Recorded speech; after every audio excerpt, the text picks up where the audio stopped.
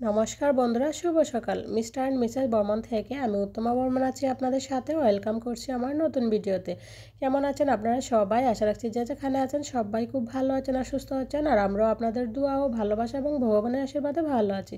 তো বন্ধুরা, আবারও নতুন আরেকটি দিনে নতুন আরেকটি ব্লগ শুরু করে দিলাম। মনে অনেক আশা আকাঙ্ক্ষা নিয়ে, জানি না আপনারা কতটুকু ভালোবাসা দিবেন, তবে মনে অনেক আশা অনেক আকাঙ্ক্ষা নিয়ে নতুন আরেকটি ভিডিও আপনাদের সাথে শেয়ার করতে চলে আসলাম। তো প্লিজ ভিডিও শুরুতেই আপনাদের কাছে আমার আন্তরিক রিকোয়েস্ট রইল, দয়া করে কেউ ভিডিওটা টেনে টেনে দেখবেন না, ধৈর্য সহকারে শুরু থেকে শেষ পর্যন্ত দেখে যাবেন। হয়তো কোথাও কোনো অংশ আপনাদের কাছে, আর আমার ভিডিওর কোথাও কোনো অংশ যদি আপনাদের কাছে বিন্দু পরিমাণ ভালো লেগে যায়, তাহলে প্লিজ একটা লাইক দিয়ে দিবেন আর ছোট্ট একটা কমেন্টস করে জানিয়ে দিবেন আপনার মতামতগুলো।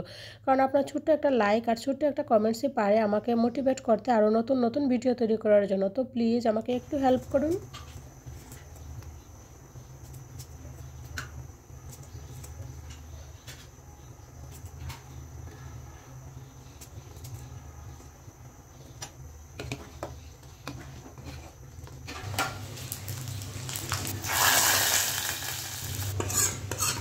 এই তো এদিকে ডাল সম্বাস দেওয়া হয়ে গেছে। তো ডালটা ফুটে উঠলে ডালটা নামিয়ে নেব। ডাল নামিয়ে নিয়ে তারপর চলে যাব স্নান করতে। স্নান করে আইসা তারপর বাকি রান্না কমপ্লিট করব।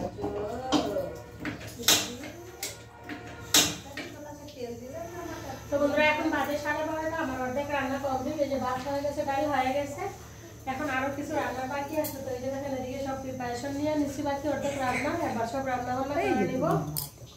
হচ্ছে আলু আর করলা, এই যে আলু করলা দিয়ে ভাজি করব, আর টমেটো আর আলু দিয়ে মাছ রান্না করব। সেজন্য মাছগুলো ধুয়ে রাখছি। এবার মাছের তরকারিটা আগে বসিয়ে দেবো। আর এখানে করলাতে দেওয়ার জন্য যে পেঁয়াজ, রসুন, কাঁচামরিচ সব রেডি করে রাখছি। এবার চলেন আর অর্ধেক বাকি রান্নাগুলো কমপ্লিট করে ফেলি।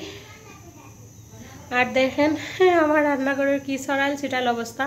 এটা মনে হয় প্রত্যেকটা গৃহিণীরই হয়, রান্নাবান্নার সময় এরকম সরাইল ছিটাইল হয়।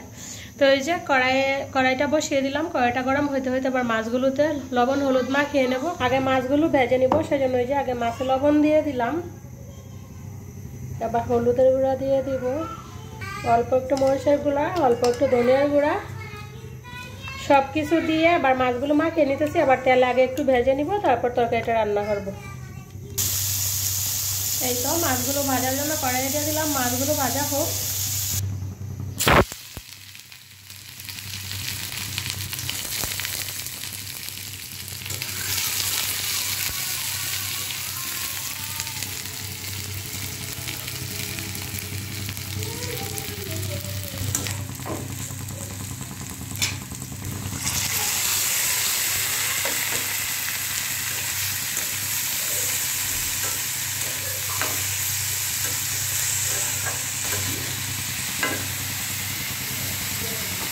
তো বন্ধুরা, আগে মাছগুলো ভাজা রাইখা তারপর করলা ভাজিটা বসিয়ে দিলাম। না হলে মাছগুলো যেহেতু অনেকক্ষণ আগে বের করে রাখছি, একটু নরম নরম হয়ে যেত, সেই জন্য আগে মাছ ভাজা রেখে করলা ভাজি বসিয়ে দিছি।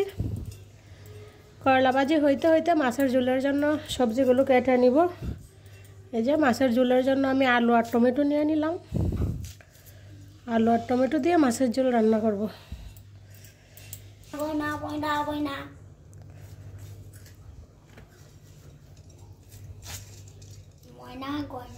হ্যাঁ, আমি একজন সাধারণ হাউস ওয়াইফ। তার মানে এই নয় যে আমার কোনো যোগ্যতা নেই, কারণ একটা সংসার সুন্দরভাবে ম্যানেজ করা, সুন্দরভাবে চালানো চারটে কানে মুখের কথা নয়। আপনি একটা সংসার সুন্দরভাবে ম্যানেজ করা, সংসারের কাজকর্মগুলো সুন্দরভাবে কমপ্লিট করা, সংসারের প্রত্যেকটা মানুষের মনোযোগীয় চলা, সেটাও কিন্তু চারটে কানে মুখের কথা নয়। আপনার মধ্যে যদি মিনিমাম যোগ্যতা না থাকে, আপনি কখনো একটা সংসার স্বয়ংসম্পূর্ণভাবে চালাতে পারবেন না।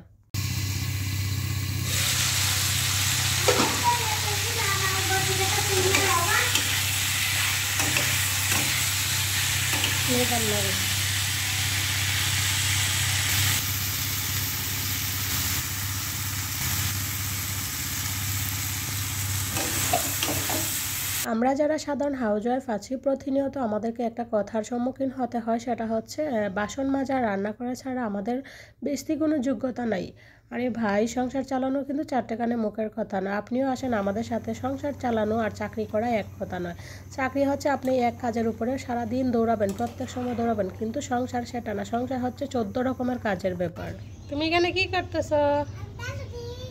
ঝাড়ু দেও? আর এই যে সৃষ্টিবাবু অফিস থেকে আইসাই লেগে পড়ছে গাছের যত্নে। গাছগুলো যেহেতু এখন ধীরে ধীরে বড় হচ্ছে বা মানে একটু মাথার দিকটা নিয়ে যাইতেছে ভারীর কারণে, সেজন্য যে দেখেন প্রত্যেকটা গাছে লাঠি দিয়ে দিয়ে দিতেছে বাইন্যা। সবটি গাছে খুব সুন্দর গ্রো করতেছে। দেখো ফুল তো দেখি, মরিচ তো দেখা যায় না, তো ফুল আছে প্রত্যেকটা ঘুরিয়ে ঘুরিয়ে। মরিচ ধরছে।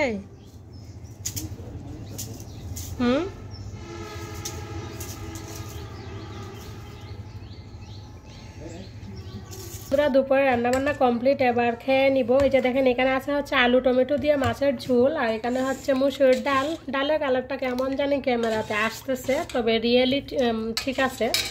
আর এখানে হচ্ছে করলা ভাজি। তো এইগুলো দিয়ে এখন সবাই মিলে দুপুরে খাওয়া দাওয়া করে নিব।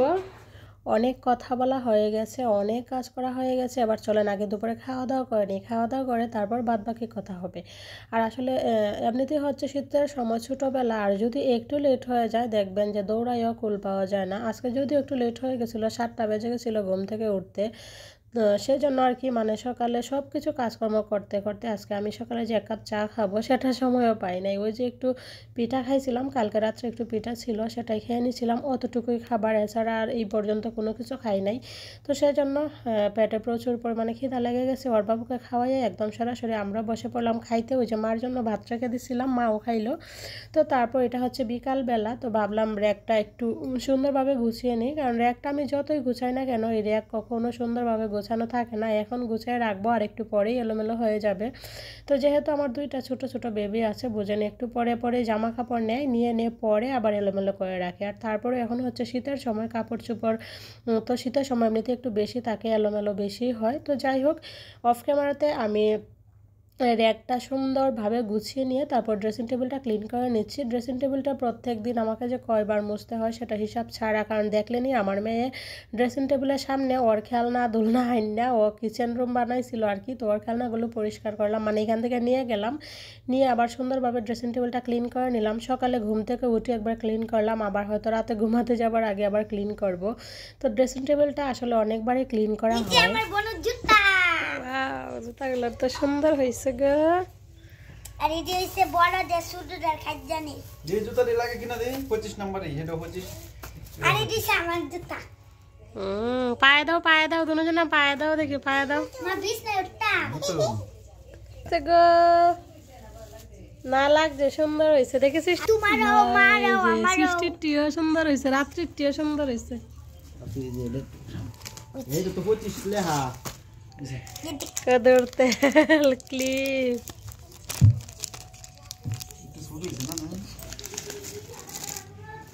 সালা শুটকি, এই যে এখানের চেপা শুটকি, এগুলারে বলে এখানের চেপা শুটকি।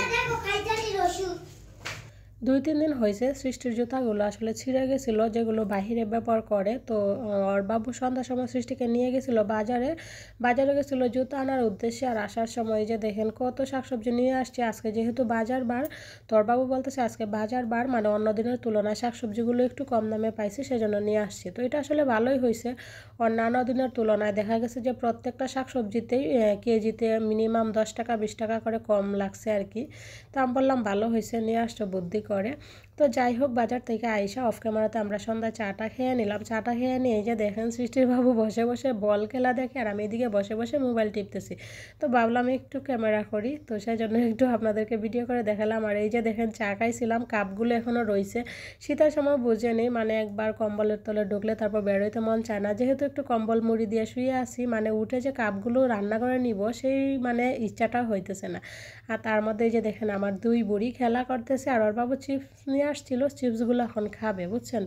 মানে যতই খাক না কেন ছোট মানুষ বুঝে নেই, মজা দেখে। এই যে দেখেন এখানে পেঁয়াজ, আর এই যে বড়ই নিয়ে আসছে সৃষ্টি, বড়ই, মূলা, পালং শাক, এখানে হচ্ছে ধনেপাতা, এই যে পেঁয়াজ কলি, ডাটা, আর দেখেন কত মোটা মোটা লতা। এই লতাগুলো একটুকু ভালো লাগে না, চিকন লতাগুলো সবচেয়ে ভালো লাগে।